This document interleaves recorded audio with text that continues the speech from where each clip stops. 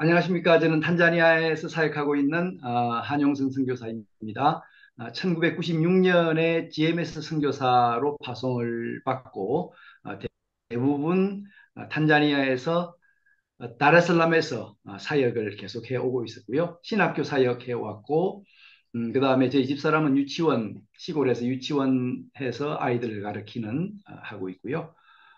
그리고 지금은 이제 스와힐리어로 영어로 된 신학책을 스와힐리어로 번역하는 프로젝트를 이제 시작을 했습니다. 그래서 스와힐리어로 공부를 할 수 있도록 영어가 아니고 스와힐리어로 공부를 할 수 있도록 그 작업을 지금 하고 있습니다. 예, 그리고 어, 탄자니아에서 아주 재미있게 잘 지내고 있고요. 가족은 저하고 집사람하고 딸 하는데 딸은 이제 결혼해서 지금 사위하고 영국에서 살고 있습니다. 사위는 캐나다 사람이고요. 영국에서 뭐잘 지내고 있고요. 그래서 두 사람이서 굉장히 좋게 재미있게 지내고 있습니다. 이렇게 여러분 만나 뵙게 돼서 대단히 반갑고요. 오늘 제가 강의를 부탁받은 것은 아프리카 사람들의 종교성과 선교에 대한 그런 내용인데 강의를 하면서 여러 가지 부족들에 대한 신도 나오고 뭐 여러 가지 나오는데 그것은 제가 개별적으로 그 지역에 가서 연구조사한 것은 아니고 탄자니아에 오래 살면서 보고 조사한 내용도 있고 또 우리 학자들이 쓴 책이라든지 그런 것들로부터 온 내용도 있고요. 그리고 그 내용들을 탄자니아 사람들과 제가 사역하고 있는 우리 신학교 학생들에게 물어보았을 때에 일치하는 많은 부분들도 좀 있었습니다. 물론 일치하지 않는 부분들도 있었고요. 오늘 하는 이야기들이 어, 우리 남아공을 비롯한 다른 아프리카 대륙의 다양한 문화와 종교적인 상황과 다 일치할지는 모르겠습니다. 워낙 아프리카의 문화적인 스펙트럼이 넓고 다양하기 때문에 그러나 함께 이야기를 하면서 어, 한번 공통점도 찾아보고 우리가 어떻게 선교를 하는 것이 효과적으로 할 수 있을지 한번 생각해 보았으면 좋겠습니다. 주제에 관한 토의를 할 때에 아프리카는 지리적으로 사하라 이남으로 한정을 하고요. 아프리카인은 인종적으로 블랙 아프리카를 주 대상으로 그렇게 하겠습니다. 출처 PPT에 나오는 출처는 그냥 이름만 적었습니다. 이제 우리 모두가 다 아는 것처럼 세속화가 많이 진행이 되고 있잖아요. 전통적으로 믿어오던 뭐 신성한 것들 또는 종교적인 가치에 의해서 만들어진 제도나 규범이나 관습이나 이러한 것들이 비종교적인 가치나 세속적인 규범이나 뭐 제도나 이런 것들로 바뀌고 또 사람들의 종교성도 많이 쇠퇴해져 가는 것 같아요. 아프리카도 예외는 아닙니다. 제가 원고에는 미국 연구기관에서 조사한 것 하고 갤럽에서 조사한 내용을 첨부를 시켰는데 거기 보니까 굉장히 교회 출석률뿐만 아니라 이슬람들도 역시 기도에 참석하는 비율이 낮은 것으로 많이 나오더라고요. 아프리카도 이러한 세속화 진행이 빠르게 되고 있는데 이런 상황에서 전통적인 종교나 이들의 종교성에 대한 연구가 과연 필요할까 하는 뭐 그런 생각을 해봅니다. 그런데 저는 개인적으로 그럼에도 불구하고 우리가 아프리카의 어떤 종교에 대한 것 또는 문화에 대한 것 그리고 뭐 사람들에 대한 것 여전히 알고 공부를 할 필요성이 있다고 생각을 하는데 현상적인 측면과 신학적인 측면 두 가지로 뭐 간단하게 보자면 첫 번째로는 종교와 뭐 일상생활이 굉장히 밀접하게 연관이 되어 있잖아요. 아프리카는 뭐 한국이나 다른 유럽보다는 아프리카는 훨씬 더 밀접하게 연관이 되어져 있는데 종교는 아프리카 사람들의 모든 삶에 자연스럽게 스며들어 가지고 있고 종교를 아프리카 사람들의 삶과 분리해서 생각하기가 쉽지도 않고 가능하지 않다. 이렇게 MBT가 그런 이야기를 했어요. 그리고 여전히 전통 종교의 영향력이 강한 것을 많이 느끼죠. 저희들이 길을 가다 보면 가장 잘 보이는 곳에 뭐 여러 가지 그림도 그려놓고 전화번호하고 뭐 돈 문제 있는 것, 자녀 문제, 결혼 문제, 애정운 있는 사람 전화하라고 전화번호 적어놓은 그런 거 많이 보지 않습니까? 여전히 우리는 전통 종교나 전통적인 사고방식에 영향을 받고 있죠. 아프리카가 근대화되어지면 곧 사라질 것이라고 생각을 했던 전통 종교가 뭐 근대화되었음에도 불구하고 여전히 아프리카 사람들의 일상적인 삶에서 그 영향력을 행사하고 있습니다.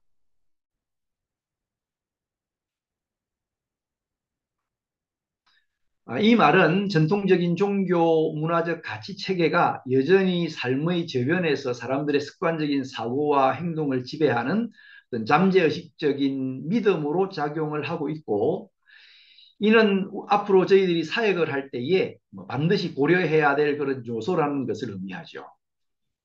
그리고 또 한 가지는 아프리카의 문화 민족주의적인 경향이 아주 강화되고 있다고 생각해 볼 수 있습니다. 과거에는 서구 중심주의 그리고 문화 제국주의 뭐 이런 말 우리가 사용하면서 이런 것들이 아프리카에 강제가 되었는데, 현재는 아프리카의 문화 민족주의적 경향이 좀 많이 강하게 나타나고 있는 것 같아요. 물론 오래전의 일입니다. 10년 전의 일인데, 아프리카 연합이 2013년 5월에 아프리카 유니온의 전신인 아프리카 단결기구 설립 50주년을 맞아서 이제 뭐 회의도 하고 행사를 했는데, 그때 어젠다 2063을 채택을 했어요. 이 어젠다 2063은 아프리카 대륙의 국가들이 민주적이고 평화로우며 뭐 혁신적이고 또 그래서 향후 50년 안에 국제사회에서 주역이 되는 것을 목표로 삼고서 하고 있습니다. 목표로 삼고 있습니다. 이 목표를 달성하기 위해서 7가지 염원을 명시를 하고 있는데, 이 7가지의 염원 중에 5번째가 강한 문화적 정체성, 공동의 유산, 가치와 도덕성을 지닌 아프리카를 만드는 것이라고 나와 있어요.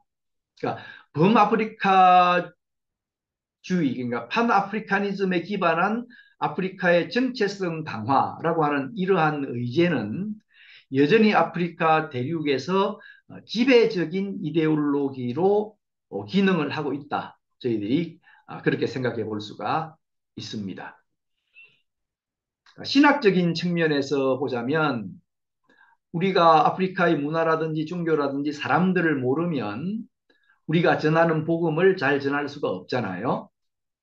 그래서 기독교의 신앙의 보편성을 특정 지역의 사람들에게 그들에게 맞는 방식의 용어를 사용해서 제시하고 전달하고 번역하고, 이를 통해서 선교 현지에 진정한 복음의 뿌리가 내리도록 하기 위해서, 다시 말하자면 복음의 외래성을 극복하기 위해서 선교지의 문화를 알아야 될 필요가 있다. 이렇게 할 수 있고요. 그 다음에 또 적을 알아야 또 우리가 잘 할 수 있는 것처럼 혼합주의 방지를 위해서도 아프리카의 전통적인 문화라든지 종교라든지 이런 것을 알 필요가 있습니다. 상황화를 위해서 복음의 문화적인 표현이 한 지역의 문화에 흡수가 되어지고 특정 지역의 비기독교적인 요소와 섞이고 동시에 지역 문화에 함몰이 되면 이제 혼합주의로 귀결이 되겠죠. 이러한 것을 방지하기 위해서 저희들이 전통적인 문화 체계나 구조나 이런 것들을 알 필요가 있습니다. 그리고 저희들이 복음을 충실하게 말씀에 충실하고 또 문화적으로 수용자들에게 의미 있게 전하기 위해서 그 사람들의 문화를 알아야 되고, 그래야 사람들의 마음을 근본적으로 지배하는 전통적인 사고방식과 그들의 문화적인 가치들을 심도 있게 파악하고 어떻게 전해야 진정한 회심이 일어나는지, 또 기독교인으로서의 삶의 열매를 맺도록 할 수 있는지 알 수가 있기 때문에 그것에 대한 연구는 계속되어져야 되는 것 같고, 또 선교사들은 그런 자세로 우리 선교 현지에 대한 연구를 해야지 되지 않을까 생각합니다. 자, 그러면 이제 우리 아프리카 사람들의 종교성에 대해서 한번 살펴보도록 하겠는데, 제가 강의를 준비하면서 종교성이라고 하는 말을 잘 쓰는데, 이 종교성이라고 하는 말이 무슨 말인지 저도 사실은 정확하게 몰라서 한번 찾아봤어요. 찾아봤더니 뭐 뚜렷하게 나오는 것은 없고, 그 불교 동국대학교 불교학과 교수님이신 것 같은데, 그분이 불교인들의 종교성 연구에 대한 논문을 하나 쓰셨더라고요. 거기에 보니까 이제 그 내용이 나와서 제가 여기에 잠깐 언급을 했습니다. 우리가 흔히 말하는 종교심, 뭐 신심은 자신이 신봉하는 종교의 신앙 대상과 해당 종교의 의식과 규범을 지키려고 하는 마음을 뭐 종교심이다 이렇게 표현을 하고 어떤 사람이 이제 종교를 가지고 있고 그 사람이 매우 종교적이다라고 할 때에 그 사람은 자신의 종교에서 신봉하는 신앙의 대상에 대한 강렬한 믿음을 또는 강한 믿음을 소유하고 있다. 그렇게 이제 이해할 수가 있겠죠. 종교성이라고 할 때에는 종교를 믿는 사람이 해당 종교에 대한 헌신의 정도가 어느 정도인지를 나타내는 것이라고 이제 이야기해 볼 수 있습니다. 예를 들어서 기독교인의 종교성을 이야기할 때 나의 종교성이 높으냐 낮으냐라고 이야기할 때에 제가 기독교의 교리에 얼마나 충실한지 또는 예배나 종교 행사에 얼마나 자주 참석하는지 일상생활 중에 얼마나 기도를 하는지 삶에 있어서 종교가 얼마나 중요하다고 생각을 하고 있는지 뭐 아니면은 결혼식 주례를 누가 해야 되느냐 소득세는 정확하게 신고를 해야 되느냐 혼전 성관계는 반드시 나쁜 것이냐 뭐 이런 것의 항목들을 정해놓고 이것을 점수화해서 계량화시켜서 헌신의 정도가 어느 정도 되는지 측량해 볼 수 있다는 거죠. 만약에 이런 식으로 우리 아프리카 사람들의 종교성을 측량을 해보자면 자 어떨까 생각을 해볼 수 있는데 흔히 우리는 아프리카 사람들의 종교성이 굉장히 높을 것이라고 생각을 합니다. 굉장히 notoriously religiously 하다고 존 언비티가 이야기를 하는데 그런데 굉장히 종교적이기는 한데 아프리카 전통 종교에서는 서구 사회에서처럼 종교성을 측정하기 위한 지표를 만들어서 수치화하고 그들의 종교성이 높은지 어떤지 알아보기가 쉽지를 않은 것 같아요. 왜냐하면 아프리카 사람들이 오래전부터 믿어오던 전통 종교에는 경전이 없어요. 우리처럼 성경이 없어요. 그러다 보니까 그 종교에 대한 체계적인 지식이 없는 거죠. 정기적인 예배나 기도에 없습니다. 소수의 부족을 제외하고는.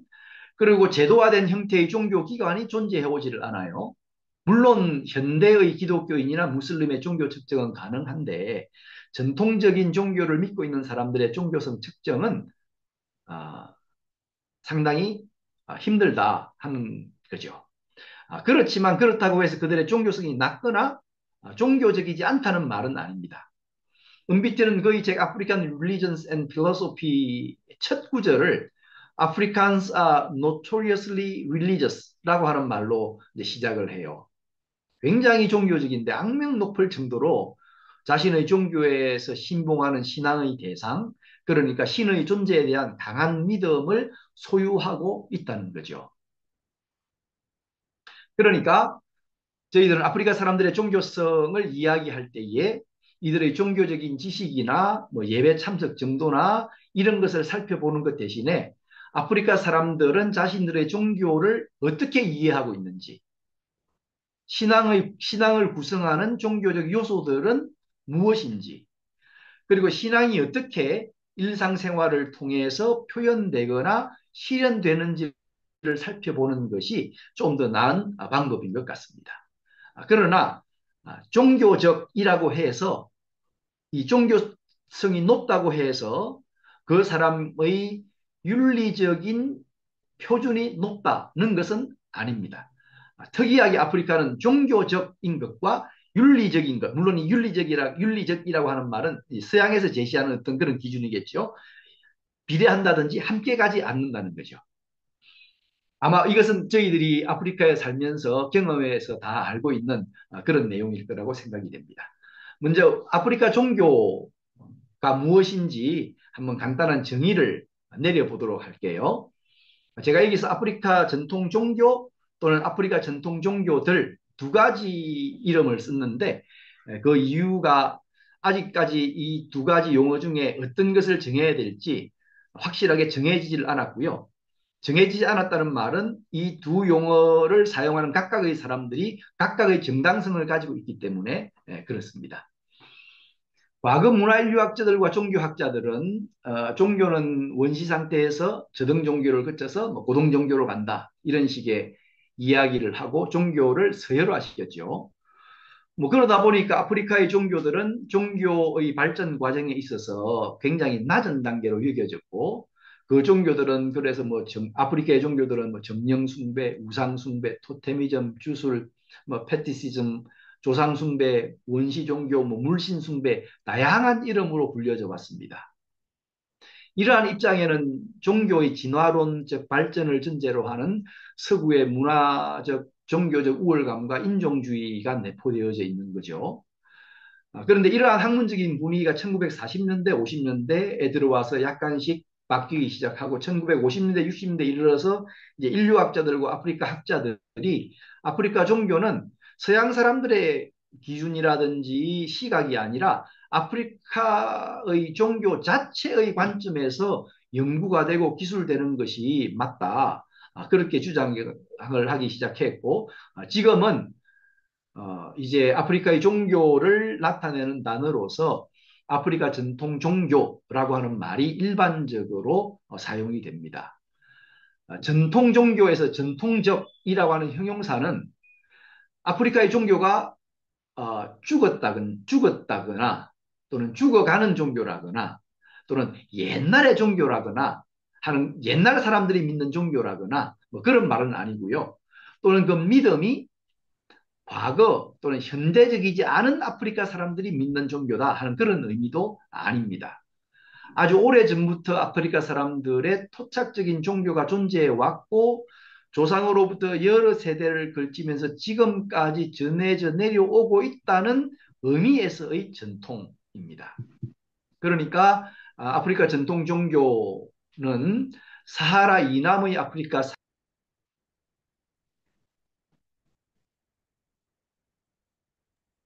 성교사님, 소리가 음소거 됐습니다. 예, 죄송합니다. 이게 자성 아프리카 전통 종교는 사하라 이남의 아프리카 사람들이 유지해 온 전통적인 신앙과 종교 행위를 지칭하는 말로 우리가 이해할 수 있습니다. 그러니까 아프리카 사람들의 삶 전체에 스며 있는 토착적인 신앙적, 종교적 신앙과 행위라고 정의할 수 있겠습니다.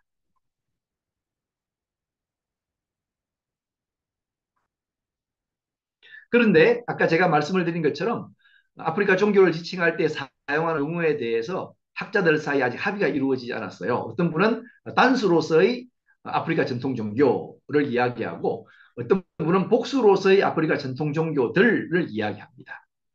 이게 단수냐 복수냐 하는 문제의 핵심은 아프리카 전통 종교의 신앙적인 체계와 내용이 동질성을 지니느냐 아니면 다중적이냐 하는 것인데요. 단수형의 전통 종교를 옹호하는 학자들은 아프리카 부족들의 종교 문화적인 다양성과 상이성에도 불구하고 아프리카 부족들의 다양한 종교 체계 사이에 근본적인 유사성이 있다 하는 것에 강조점을 둡니다. 대륙 전체에 걸쳐서 근본적으로 동일하게 나타나는 기본적인 세계관인 테일러가 한 말이고요. 아프리카성, 이도가 사용하는 말이고, 또 은비티 같은 경우에는 신에 대한 동일한 개념이 존재한다라고 주장을 합니다. 그러니까 어, 저희 탄자니아에서 사용하는 우리 아줌마들이 사용하는 칸가라는 것이 있는데 이게 허리에 둘르기도 하고 아기를 들쳐업기도 하고 머리에 쓰기도 하고 비가 오면 우비를 쓰기도 하고 잠잘 때는 이불로 쓰기도 하고 또 사람이 죽으면 또 덮는 관처럼 덮기도 하고 하는 걸 칸가라고 그러는데 이게 서부 아프리카에도 있고 남부 아프리카에도 있고 다 있어요. 자, 이런 것을 보았을 때에 아프리카 대륙 전체에 걸쳐서 나타나는 동일한 세계관이나 아프리카성이나 그런 것이 있다. 이렇게 이야기를 하는 사람들은 단수로서의 아프리카 전통 종교를 이야기합니다. 근데 복수형의 아프리카 전통 종교를 주장하는 학자들은 그게 아니고 살펴보니까 신이나 영적 존재들이나 조상숭배나 성인식이나 주술에 대한 것, 악령에 대한 것, 뭐 신앙적인 종교적인 신앙과 관습이 각 지역마다 굉장히 다르고 상당히 다르게 나타난다 하는 이 다른 것에 방점을 둡니다. 이 사람들은 아프리카의 부족이 1,000개가 넘는데 각 부족들은 자신들이 믿는 신이나 영적 존재들이나 뭐 종교 의식이나 뭐 신성시하는 장소가 다 틀리다는 거예요. 사회적, 정치적, 지리적, 환경적 특성과 역사적 경험이 다 틀리기 때문에 각 부족의 종교적 신앙과 관습은 고유한 것이다. 라고 이제 이야기를 하죠. 초기에 은비티도 이렇게 이제 이야기를 했습니다. 그래서 초기에 나온 69년도, 70년대에 나온 책들은 아프리칸 릴리전 앤 필로소피 이렇게 됐는데 후반에 75년부터는 아프리칸 트라디셔널 릴리전 단수로 나아갑니다. 이렇게 된 이유에 대해서 은비티가 밝히지는 않았는데 아마 그 이유는 본인이 가지고 있는 아프리칸 모노티즘, 유일신교에 대한 사고방식으로 원하는 종교적 또는 신학적 방향성이 있었기 때문에 그러지 않았을까 저는 개인적으로 그렇게 생각을 해봅니다. 오랜 시간 정침략과 정복, 인구의 이주와 이동, 타종족과의 결혼, 무역 등을 통해서 종족들 사이에 문화 간의 교류가 일어났죠. 이것은 당연한 거니까, 자연스러운 일이니까. 이러한 교류를 통해서 또 종교들 사이에 유사성이 생겨났고 그런 유사성이 있다는 것은 부인할 수가 없습니다.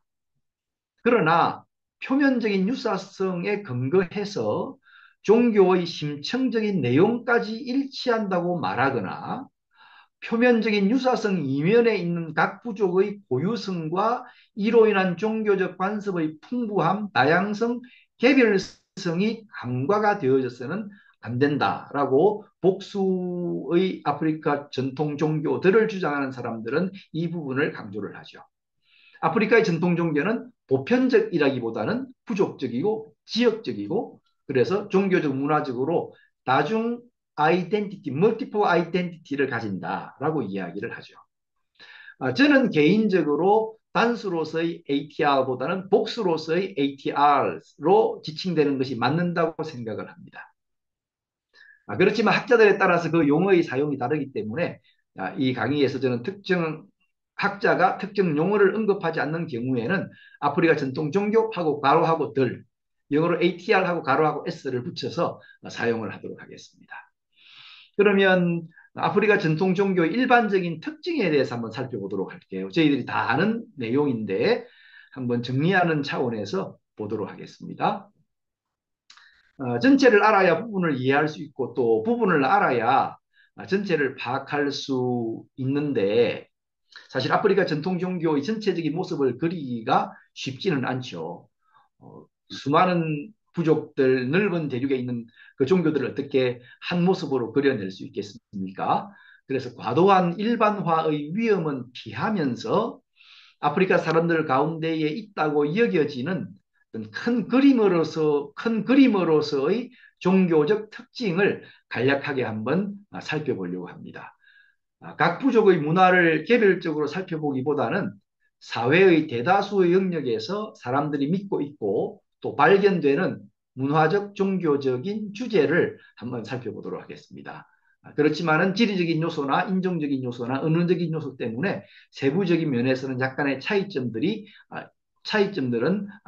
있다는 것은 저희들이 염두에 두어야 될 것입니다. 나이제리아의 복음주의 신학자인데요. 트라키는 아프리카 전통 종교의 주요 특징을 최고 존재에 대한 믿음, 영적인 존재, 신적인 존재들에 대한 믿음, 또 조상 숭배, 주술이나 부적이나 영적인 힘의 사용 이렇게 특징들을 이야기를 합니다. 은비티는 주로 동부 아프리카 스왈리 문화권을 중심으로 아프리카 대륙 전체에서 수집한 민족지와 신화 등을 분석해서 아프리카 사람들의 일상생활에 녹아있는 민간신앙의 구조와 행위, 사고에 대해 기술하면서 아프리카 사람들이 생각하는 존재론에 대해서 이렇게 기술을 했습니다. 아프리카 사람들이 생각하는 이 존재론적 구조는 피라미드 구조로 되어 있고 맨 위에 신이 있고요. 신은 창조의 궁극적인 설명이며 인간과 만물을 유지하고 존속시키는 존재고요. 그 밑에 신적인 존재들이 있는데 인간보다는 훨씬 뛰어난 초월적인 존재들입니다. 그 밑에 이제 인간이 있고 그 밑에 살아있는 생물들이 있고 그 밑에 무생물들, 생명이 없는 돌 뭐 이런 것들이 있다 하고 있고 이런 카테고리, 이런 범주는 혼합되든지 혼동되든지 하지 않아야 하고 항상 고정되어져 있는 것으로 이야기를 합니다. 그 다음에 아프리카를 이해할 때 저희들이 중요한 키워드 중에 하나가 시간에 대한 개념인데요. 은비티가 그의 학위 논문을 New Testament Eschatology in an African Background를 학위 논문으로 썼습니다. 1965년에 학위를 받았으니까 그때 이제 이 논문을 썼고 출판은 늦게 했어요. 1971년도에 출판을 했습니다. 여기에서 아프리카의 시간에 대한 개념을 설명을 하고 또 아프리칸 Religions and Philosophy에서 또 요약도 하고 그렇게 했어요. 서구의 시간 개념은 직선적이고 미래를 향해서 나아가고 과거와 미래로 연장되는 연결선상에서 중요한 사건들이 연속적으로 일어나는 것으로 이해를 합니다. 과거, 현재, 미래가 직선적으로 연결되어 있고 미래를 향해서 우리는 나아가는 거죠. 그리고 미래에 있을 부활을 기다리고 미래에 있을 재림을 우리가 기다리는 겁니다.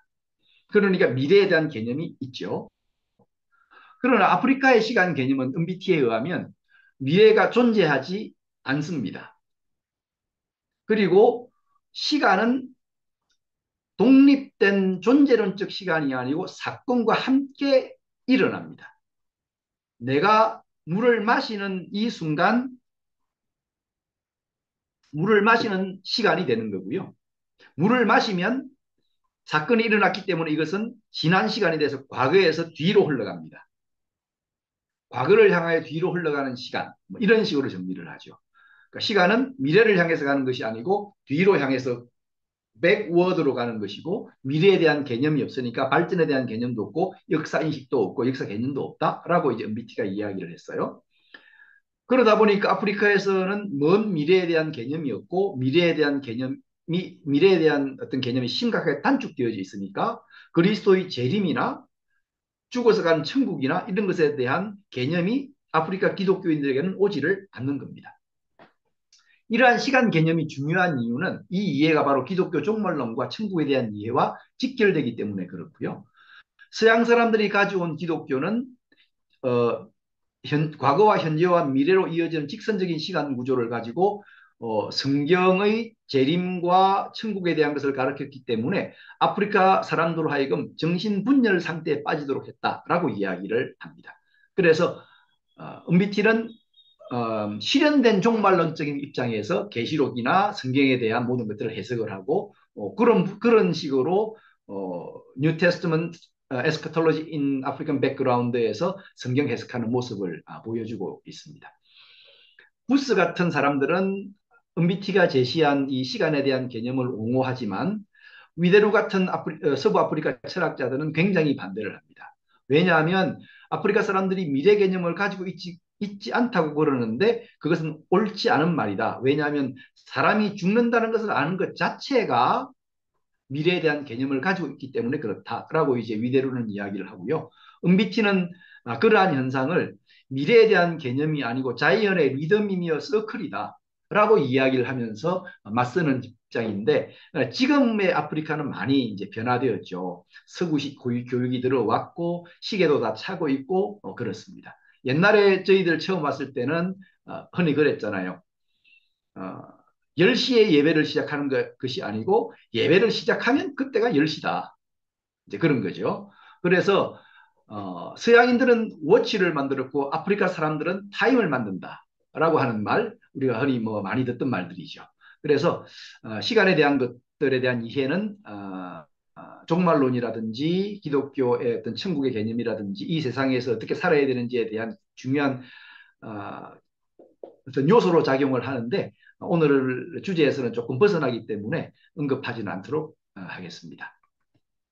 자, 아프리카 전통 종교의 일반적인 특징입니다. 창시자가 없어요. 언제 시작되었는지 알 수 없어요. 기독교적인 의미에서의 계시적인 종교가 아니고요. 경전이 없습니다.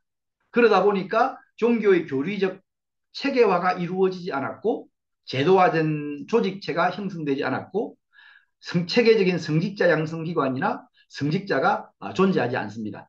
성직자가 존재하는 부족도 있어요. 어, few people, 그러니까 아주 소수의 부족들이 있기는 있습니다. 각 부족의 종교는 그 부족 내에서 타당성을 지니고 그런 의미에서 각 부족의 종교는 비선교적인 종교이고요. 이런 아프리카 전통 종교들은 신의 존재에 대해서뿐만 아니라 인간을 둘러싼 보이지 않는 영적인 세계 그리고 초자연적인 존재에 대한 믿음도 함께 가지고 있고 이 초자연적인 존재들이 인간의 삶에 개입한다고 믿습니다. 굉장히 특이한 게 하나님 앞으로 이제 하나님에 대한 것을 좀 보겠지만 하나님은 멀리 있는 존재이면서 인간의 삶에 개입하지 않는데 초자연적인 존재는 인간의 삶에 개입한다고 믿습니다. 영적인 존재, 초자연적인 힘에 대한 믿음은 종교가 자연스럽게 일상적인 삶에 포함되어서 분화되지 않았다고 할 수 있습니다.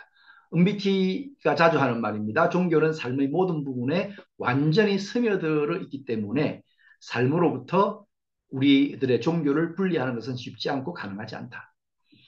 그 다음에 미래에 대한 개념이 없는 것을 차지하고 일단 아프리카 사람들은 몇 부족을 제외하고 저쪽 사하라 사막과 가까운 데 있는 특이한 몇 부족은 사후 세계에 대한 개념이 있는데 그렇지 않고 대부분의 아프리카 사람들은 사후 세계에 대한 개념이 없고 그러다 보니까 천국에 대한 희망이나 사후 세계에서의 행복 그리고 지옥에 대한 두려움이 존재하지 않습니다. 영적 구속을 갈망하지 않고 신과의 친밀한 교제를 추구하는 종교가 아니기 때문에 내세에서 신과 밀접한 관계를 가진 것도 바라지 않습니다. 은비티에 의하면 아프리카 종교에서는 하나님이 반드시 구속자로 나타나지 않습니다. 왜냐하면 인류가 어떤 위협이나 악한 상태로부터 영혼의 구원이나 구속이 필요한 상황이 있지 않기 때문에 내가 구원받아야 될 필요가 없는데 내 영혼이 구원받아야 될 필요가 없는데 구속주가 왜 필요한가 그런 거죠. 그래서 아프리카 전통 종교에서는 사람들이 영적인 구원, 영혼의 구원을 위해서 신을 경배하지는 않죠. 그 대신에 필요한 것을 제공해주는 공급자로서의 신을 생각하는 경우가 훨씬 더 많습니다. 그런 의미에서 전통 종교들은 형이상학적인 세계를 반영한다든지 형이상학에 관심을 가지는 종교가 아니고 신에 대한 존재론적 정의에 관심이 없어요. 지금 여기에서 좋은 삶, 건강하고 부유하게 되는 삶, 인생에서 성공하고 행복하고 자녀를 많이 생산하고 왜 자녀를 많이 생산을 해야 되느냐 하면 이것은 이제 영생과 관계되기 때문에 그렇습니다. 안전하게 살기 위한 목적으로 이제 종교적인 존재와 상호작용하는 데 관심이 있습니다. 그래서 아프리카 전통 종교에서 신을 숭배하는 종교적 행위는 영적 유익을 위해서라기보다는 이 세상에서의 행복과 안전을 추구하는 현세적이고 기복적이고 실용적인 성격이 강합니다.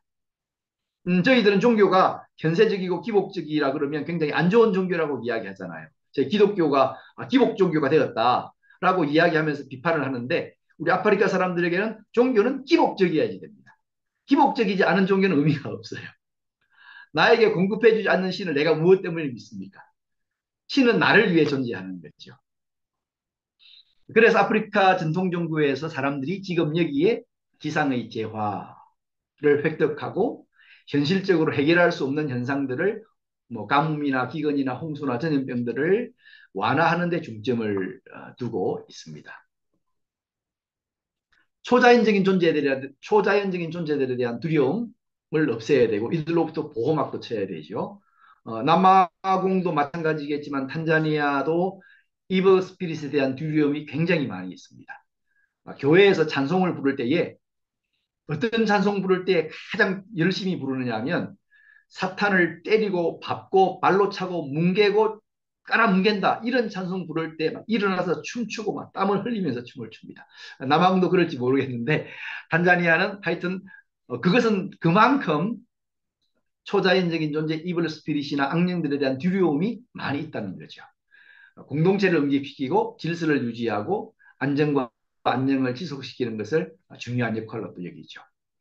아프리카 전통 종교들은 그래서 신중심적이라기보다는 현세성에 그 중점을 두고 있는 지극히 인간 중심적이고 그러다 보니까 신을 위하여 하나님의 영광을 위하여 우리가 잘 쓰는 이런 말들이 사람의 유익이 더 중요한 위치에 차지하고 있고요.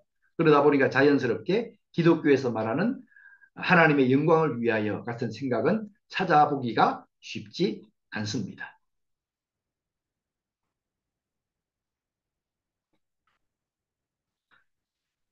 자, 그래서 이제 전통 종교들에 대한 기본 개략적인 설명을 한번 봤고요. 그래서 앞에서 전통 종교의 주요 요소들로 최고의 존재에 대한 믿음, 뭐 신적인 존재들과 조상들에 대한 믿음, 뭐 부적이나 영적인 힘들을 사용하는 것들 언급을 했는데 오늘 이 시간에는 최고 존재인 신에 대하여서 아프리카 사람들의 이해가 어떠한지 살펴보고 이에 대한 선교적인 방안을 한번 생각해 보도록 하겠습니다.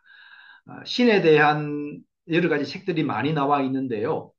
은비티가 쓴 African Religions and Philosophy는 굉장히 백과사전적인 책이고, 그다음 Concept of God in 아프리카도 역시 굉장히 백과사전적인 그런 책입니다.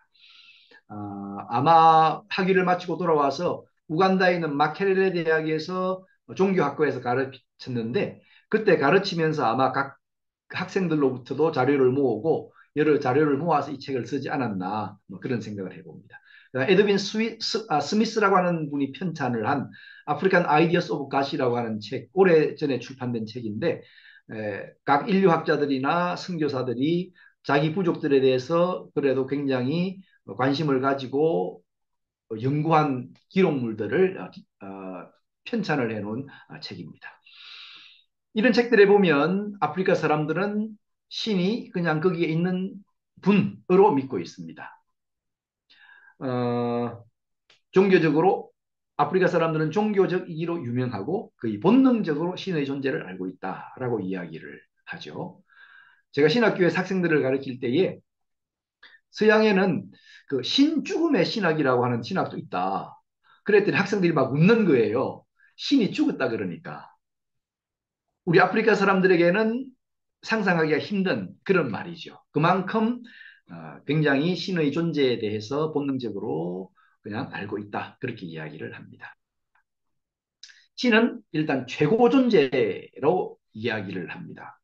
아프리카에서 일반적으로 신은 만물과 인간의 창조자, 통치자, 뭐 유지하는 분 이렇게 인식되고 있습니다. 물론 모든 부족이 다 그런 것은 아니지만요. 대부분 아프리카, 탄자니아 사람들 그렇게 믿고 있습니다. 그런데 굉장히 흥미로운 사실은 아프리카나 탄자니아 사람들이 일상생활에서 최고 존재로 믿는 신을 대하는 태도가 굉장히 흥미로워요. 신은 최고의 존재로 인식이 되는데 그 신이 나와 함께 거하는 신이 아니고 멀리 있는 존재로 여겨지고 있습니다. 평상시 말을 할 때에 사람들의 입에 자주 뭉구, 탄자니아 키스와일리로 뭉구라고 그러는데 입에 자주 오르내려요. 신이 사람들의 일상생활에 내재해 있는 것처럼 굉장히 자주 뭉구, 왕구, 뭉구, 아키펜다 이렇게 자주 이야기를 합니다. 그런데 동시에 사람들에게 멀리 떨어져 있으면서 사람들의 일상생활에 직접적으로 관여하지 않는 멀리 있는 신, 초월적인 신으로 많이 이해를 하고 있습니다. 도곤이나 아시안티족이나 키쿠유족 같은 소수의 경우를 제외하고 아프리카의 부족들은 실제로 신을 섬기는 제사장이나 사원이 존재하지 않고요. 정기적인 예배나 기도나 희생 제물의 봉헌이 직접 신에게 드려지는 경우가 없습니다. 이러한 이유로 인해서 서양 문화 인류학자들이나 종교학자들, 페터존이나 엘리아데나 오코넬 같은 학자들은 아프리카의 신은 일상사에 더 이상 관여하지 않고 멀리 물러나 있는 존재, 데우스 오티오스라고 이야기를 합니다. 물론 이러한 이야기에 대해서 서구 학자들의 신 이해에 대해서 아프리카 학자들은 그렇지 않고 우리와 함께 활동하고 있다고 주장을 해요. 은비티 같은 경우에도 신은 멀리 있으면서 동시에 가까이 있다라고 이야기를 하는데 그러나 실제로 가까이 있는 것처럼 생활하지는 않거든요. 그래서 은비티 같은 경우에 이렇게 이야기를 합니다. 사람들에게 신은 이론적으로는 초월적이지만 실제로는 내재한다.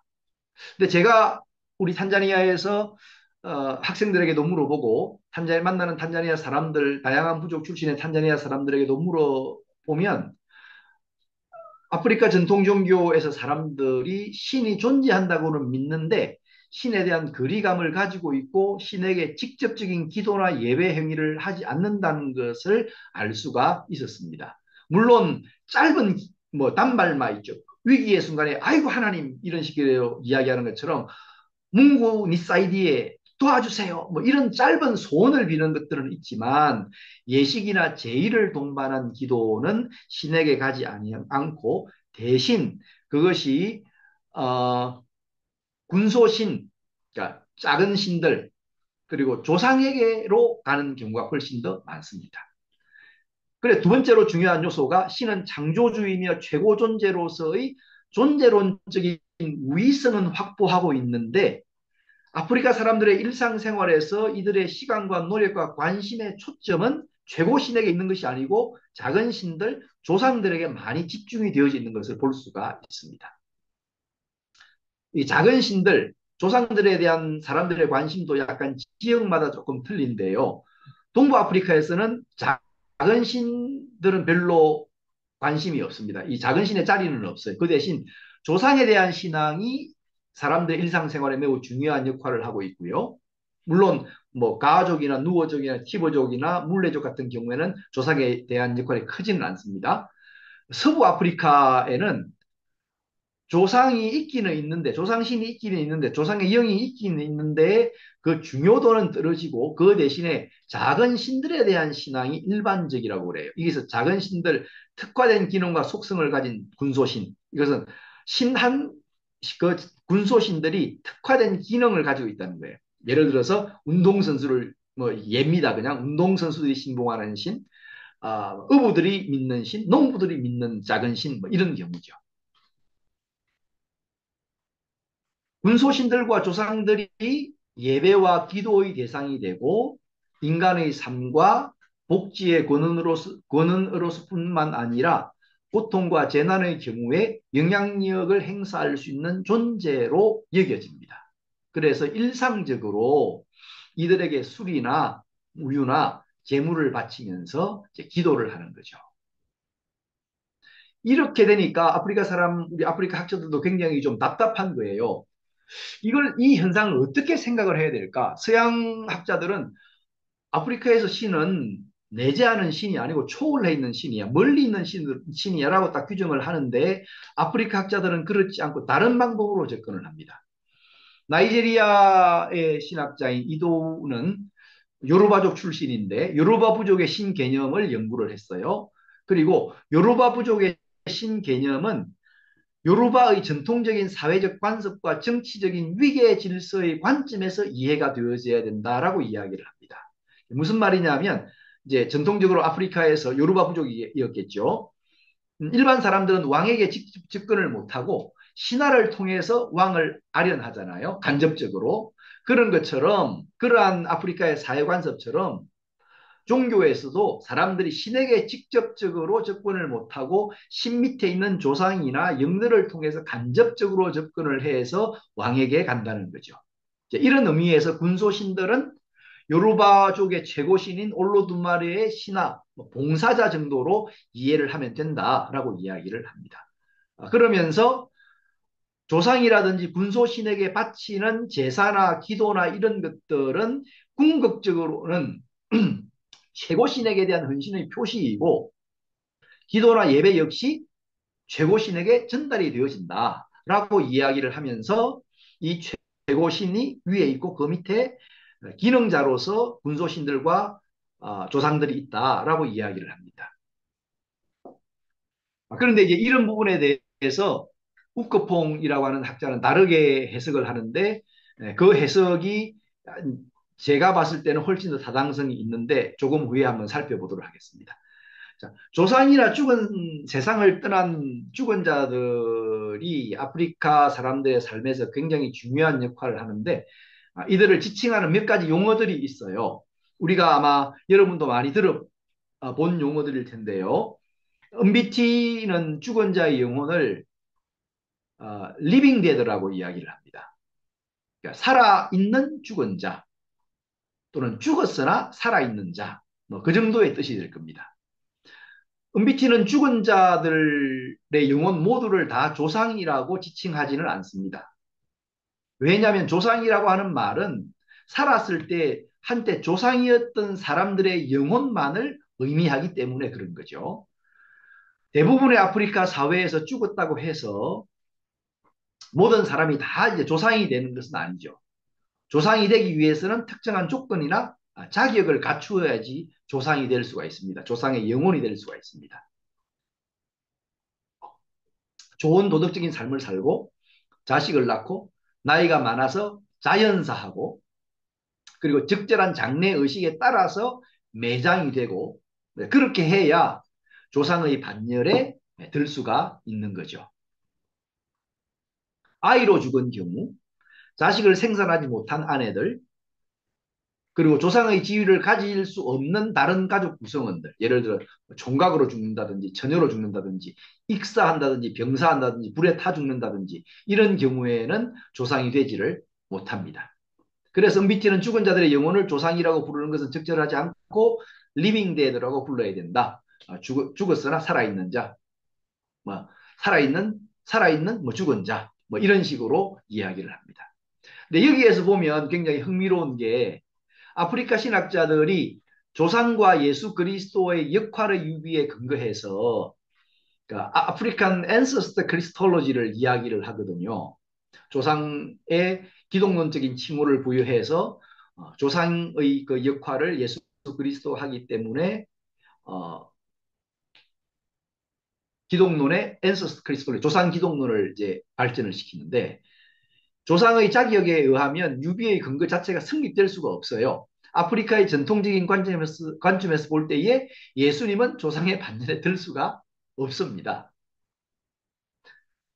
그 다음에 이제 이켄가 매튜는 죽은 자들을 지칭하기 위해서 리빙 데드라고는 용어를 사용하는 것은 맞는데 그러나 조상이라고 하는 용어도 포기할 수가 없어요. 그래서 조상의 지위로 성격된 죽은 자들은 조상이라고 하고 그렇지 못한 사람들만 리빙 데드라고 부르는 것으로 이제 미켄과 매투는 이야기를 하고 그리고 이제 다른 하나 죽은 자가 적절한 의식과 함께 매장되지 않았거나 목매달거나 익사하거나 병에 걸리거나 임신 중 사망했거나 뭐 좋지 않은 상태로 뭐 사망해서 죽음 이후에 떠돌아다니는 영혼이 된 경우 이런 경우를 뭐 우리로 치면 귀신이죠. 이블 스피릿, 악령으로 부른다라고 이야기합니다. 그러니까 탄자니아에서도 죽은 자들의 영혼 중에 이렇게 악령으로 변한 사람들이 많이 와서 재난이라든지 공포를 가져다 주는 존재로 여겨지고요. 그다음 조상이라 할지라도 기억되지 못하면 악령으로 변해서 또는 이렇게 화를 가져다 준다고 생각을 많이 합니다. MBT에 의하면 리빙데드는 세상을 떠난 사람의 영혼이 세상을 떠난 후에 한 4 or 5 generation에 이르는 기간 동안 친척들이 기억을 하는 한 개인적인 불멸의 상태에 있다라고 이야기를 합니다. 죽음의 과정이 끝나지 않았다. 죽음의 과정이 완성되지 않았다. 아직까지 자만이 과거로 돌아가지 않았다라고 이야기를 합니다. 그래서 살아있는 자들은 이 존재에게 음식을 바치고 술을 따르고 존경을 표해야 되죠. 기억하는 행위를 하면 죽은 자의 불멸 상태가 지속이 되고 그러므로 살아있는 자에게 축복과 보호를 가져다 줍니다. 그러나 기억하는 행위를 그치면 그 반대 현상도 동일하게 성립이 됩니다. 불멸 상태가 지속되지 아니하고 악령으로 변한다든지 원한을 품고 와서 화를 가져다 주는 것이 되는 거죠. 그런데 이 불멸의 개념은 결혼에 대한 종교적인 관점에서 이해하는 것이 필요한 것 같습니다. 만일 어떤 이가 죽었는데 그를 기억해 줄 가족이 없으면 죽자마자 악령이 된다든지 살아있는 죽은 자가 아니라 비인격적인 그것이 되거든요. 그러니까 모든 사람들은 반드시 결혼을 하고 자신을 기억해 줄 자녀, 특히 남자아이를 낳아야 되고 아내로부터 자녀가 없으면 다른 아내를 얻어서 자녀를 낳아서 그 자녀로 하여금 자신을 기억하게 함으로 불멸의 존재가 되어야 됩니다. 많은 아내를 통해서 많은 자녀를 낳게 되면 그만큼 그를 기억해 주는 사람이 많아지니까 영생이 확실시 되는 거죠. 그런 걸 보자면 일부 다처제는 경제적인 측면에서 이해하는 것도 중요한데 영생의 관점에서 이 일부 다처제를 이해하는 것도 필요한 것 같습니다. 기억되기 위한 중요한 방법은 이름 짓는 것이 포함될 수 있어요. 어, 아들에게 아버지가 이름을 물려주죠. 탄자니아의 예를 보자면 아버지 이름이 요한 바울이면 아이 이름은 바울 야고보가 되죠. 장명시에 자기 이름을 아들에게 줍니다. 그러면 아들이 절대 이름을 잊어버리지 않잖아요. 그 다음 손자는 또 하나씩 내려갑니다. 장명 이름을 지어줄 때 아이가 많이 우는데 뭐 돌아가신 할머니나 할아버지 이름을 갖다가 붙여줬더니 울던 아이가 울음을 뚝 멈추었다 하는 이런 이야기들은 탄자니아에서 굉장히 자주 듣는 그런 이야기입니다. 요즘은 이제 시대가 많이 또 변해서 그러는지 추도식이 있으면 광고를 해요. 신문에다가 사랑하는 남편, 아버지 또는 뭐 부인, 당신이 세상을 떠난 지 20년, 30년이 지났지만 우리는 여전히 당신을 기억하고 당신을 사랑하고 있습니다. 이렇게 막 신문에 크게 광고를 냅니다. 기억해 주는 거죠. 영생하도록.